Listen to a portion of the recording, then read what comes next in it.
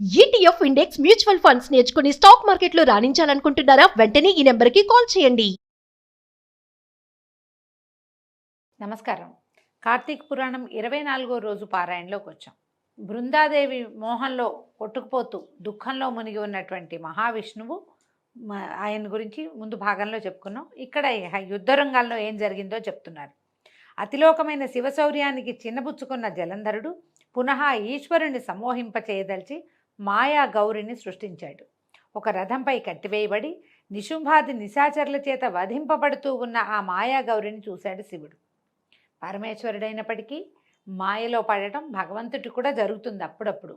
ఈయనేమైంది, చూసి చూడంగానే ఉద్విగ్న మానసుడైన ఉగ్రుడు యుద్ధాన్ని, తన పరాక్రమాన్ని, కర్తవ్యాన్ని విస్మరించి ఉదాసీనుడుగా ఉండిపోయాడు. అదే అదనుగా జలంధరుడు పుంఖానుపుంఖాలైన 3-4 బాణాలను శివుని శిరస్సు పైన, వక్షస్థలం పైన, ఉదరమందున ప్రయోగించాడు. అయినా జంగమయ్యలో చలనం రాలేదు. అటువంటి సమయంలో అదంతా రాక్షసమాయిగా బ్రహ్మదేవుని చేత బోధింపబడిన వాడై కోలుకొనిన పరమేశ్వరుడు జ్వాలామాలాతి భీషణమైన రౌద్ర రూపాన్ని ధరించాడు.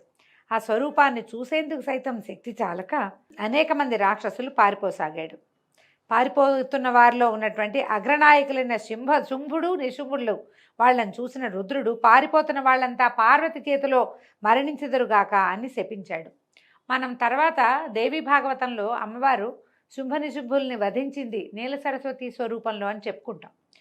ఆమె చేతిలో మరణిస్తారని రుద్రుడే ఈ యుద్ధంలో శపించాడని, కాలాంతరంలో వాళ్ళు అక్కడ మరణించారని దేవీ భాగవతంలో చెప్పబడుతుంది. అయితే ఇదంతా గమనించినటువంటి జలంధరుడు బాణవర్షంతో అంధకారాన్ని కల్పించాడు, చీకటిగా చేసేసాడట.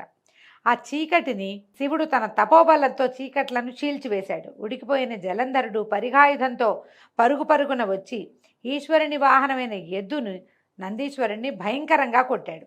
ఆ దెబ్బకు నంది యుద్ధరంగం నుంచి పరుగు తీయసాగింది. దానిని మళ్లించడం సాంబశివుని కూడా సాధ్యం కాలేదు. ఎక్కడ లేని కోపం వచ్చిందట పరమేశ్వరుడికి. వెనువెంటనే చక్రాయుధాన్ని ప్రయోగించాడు.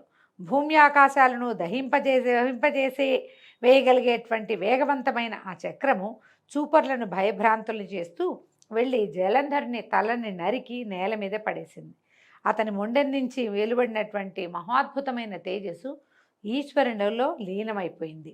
బ్రహ్మాది దేవతలందరూ సంతోషాంతరంగులు, అవనత శిరస్కులు అయ్యి ఆ చంద్రశేఖరునకు ప్రణమిల్లారు, స్తుతించారు, పరిపరి విధాలుగా కృతజ్ఞతలు చెప్పుకున్నారు.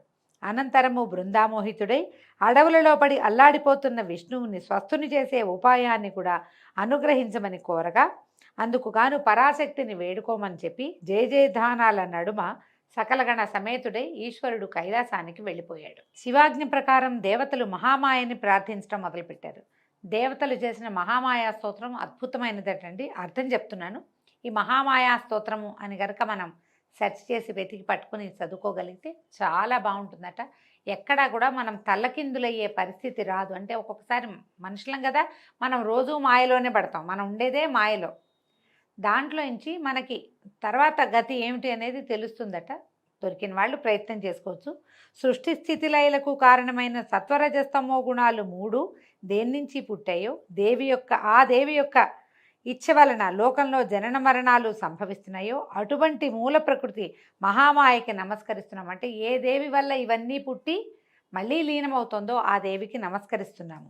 ఏదైతే 23 భేదములతో చెప్పబడిన సమస్త లోకములను అధిష్ఠించినదో, వేదములలో సైతము దేని యొక్క రూపకర్మములు కీర్తింపబడుతున్నాయో అట్టి మూల ప్రకృతికి నమస్కరిస్తున్నాము.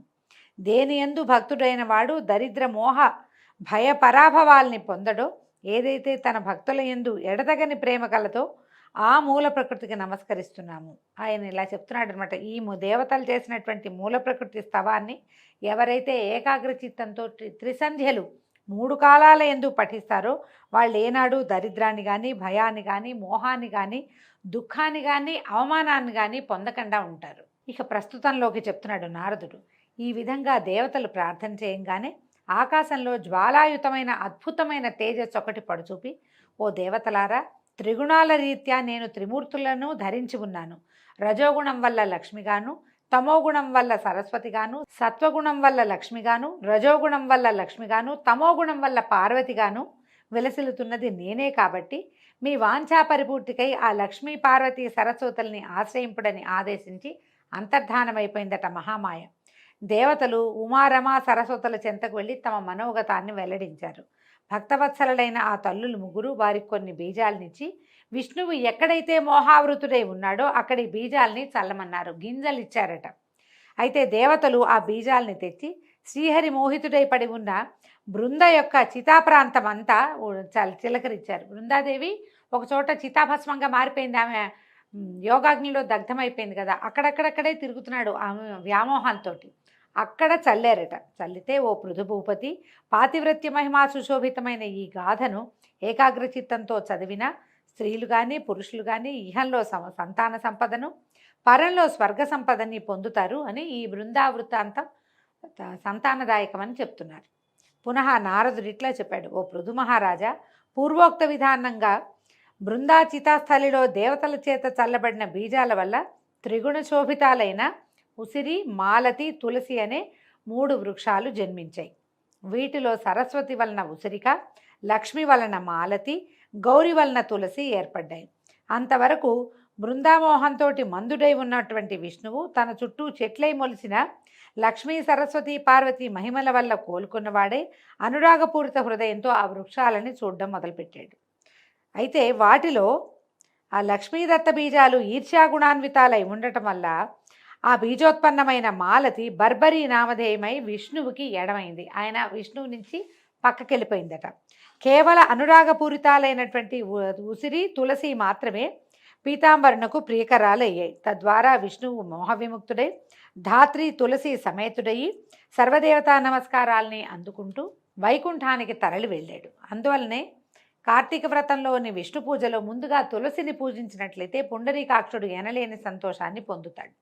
అంతేకాకుండా ఇప్పుడు మాలతి అనేది ఒక తమాషాగా వాసన వస్తుంది. గిన్నె పువ్వులాగా ఉంటాయి, మంచి వాసన వస్తుంది. కోస్తే చిన్నగా పాలు వస్తాయండి. మామూలుగా పాలు వచ్చే ఏ పువ్వులని దేవతా పూజలకి వాడరు, అది పనికిరాదంటారు. మాలతి వృక్షం ఇట్లా జన్మించిందట. వాసన మాత్రం మహాద్భుతంగా ఉంటుంది. దాన్ని పూజలో వాడరు సాధారణంగా. ఈ 2 చెట్లని మనం తులసిని నిత్యము పూజిస్తాం. ఉసిరి కూడా విష్ణుగుణాన్వితంగా ఉంటుందని చెప్తారు. అయితే తులసి మహిమ చెప్తున్నారు. ఎవరింట్లో అయితే తులసీవనం ఉంటుందో ఆ ఇల్లు సరస్వతీర్థ స్వరూపమై విలసిల్లుతుంది. యమదూతలు అక్కడికి రాలేరు. సర్వపాప సంహారకమైన ఈ తులసీవనాన్ని ఎవరు ప్రతిష్ఠిస్తారో వారికి యమధర్మరాజును దర్శించే పని ఉండదు. అంటే నరకానికి వెళ్ళరని, పుణ్యాత్ములై స్వర్గాన్ని పొందుతారని భావం. గంగా స్నానము, నర్మదా దర్శనము, తులసి సేవనము ఈ 3 సమాన ఫలదాయకాలని చెప్పబడుతోంది. తులసిని ప్రతిష్ఠించిన అంటే పాతిన, తడిపిన, నీరు పోసిన, తాకిన, ముట్టుకున్న, పెంచిన మానసిక శారీరక పాపాలే కాక మాటల వలన కలిగే పాపాలు కూడా మటుమాయమైపోతాయి. తులసి గుత్తులతోటి, అంటే మంజరులు అంటాం కదా, గింజలు రావడానికి ఒక కుచ్చులాగా వస్తుంది, మంజరి అంటారు. ఆ మంజరితోటి, తులసి గుత్తులతోటి శివకేశవుల్ని అర్చించిన వాడు ఖచ్చితంగా మోక్షాన్ని పొందుతాడు అంటంలో ఎటువంటి సందేహం లేదు.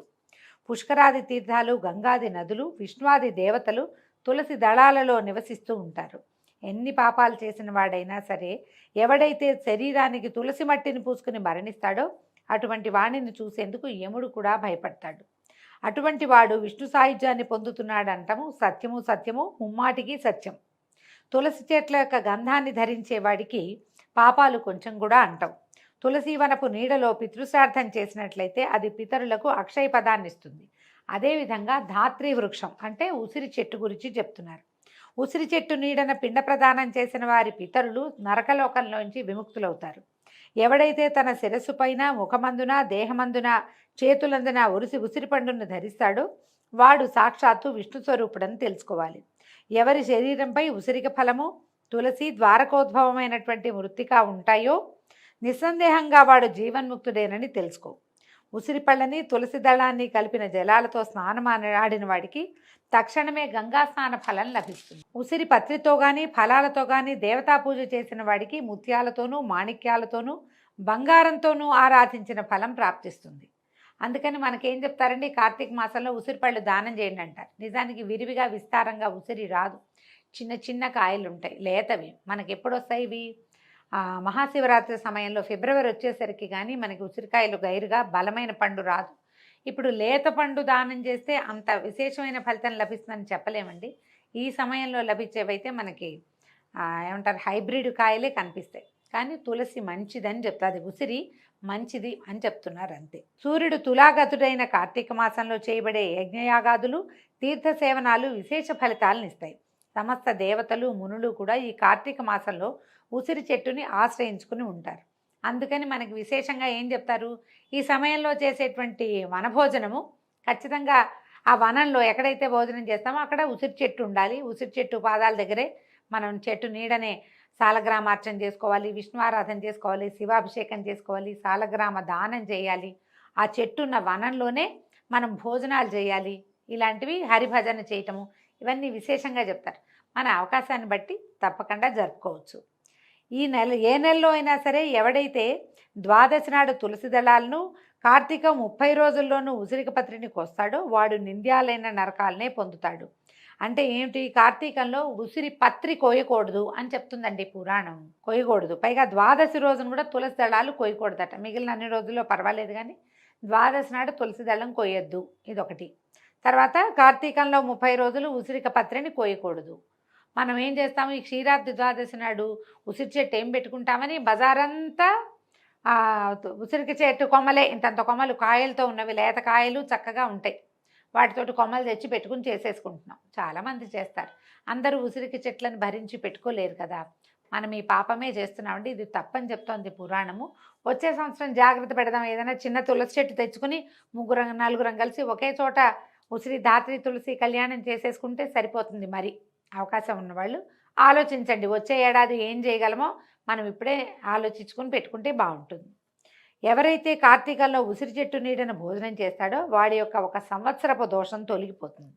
ఉసిరి నీడన విష్ణు పూజ చేస్తే అన్ని విష్ణు క్షేత్రాల్లో, అంటే 108 దివ్య దేశాల్లోనూ విష్ణు పూజ చేసిన ఫలితం లభిస్తుందట. శ్రీహరి లీలల్ని, మహిమల్ని చెప్పడానికి ఏ ఒక్కరికి కూడా ఎలాగైతే సాధ్యం కాదో, అలాగే ఈ తులసి ధాత్రి వృక్షాల మహిమల్ని చెప్పడం కూడా చతుర్ముఖుడైన బ్రహ్మకు కానీ, సహస్రముఖుడైన శేషునికి కానీ సాధ్యం కాదు. ఎవరైతే ఈ ధాత్రి తులసి జననగాథని ఎవరు వింటున్నారో, వినిపిస్తున్నారో వాళ్ళు కూడా తమ పాపాలని పోగొట్టుకున్న వారే తమ పూర్వులను కూడి శ్రేష్టమైన విమానంలో స్వర్గాన్ని పొందుతున్నారు. దీంతో 24వ రోజు పారాయణ పూర్తయిందండి. ఈరోజు కార్తీక సోమవారం, ఆఖరి సోమవారం కాబట్టి దీపారాధన చేసుకునే వాళ్ళు, దీపదానం చేసేవాళ్ళు, ఉపవాసం ఉండదలుచుకున్న వాళ్ళు, దేవాలయంలో దీపాలు పెట్టదలుచుకున్న వాళ్ళు ఎవరైనా సరే ఈ ఆఖరి సోమవారాన్ని సుసంపన్నం చేసుకోండి. రేపు ఉదయం మళ్ళీ 25వ రోజు పారాయణతోటి కలుసుకుందాము. నమస్కారం.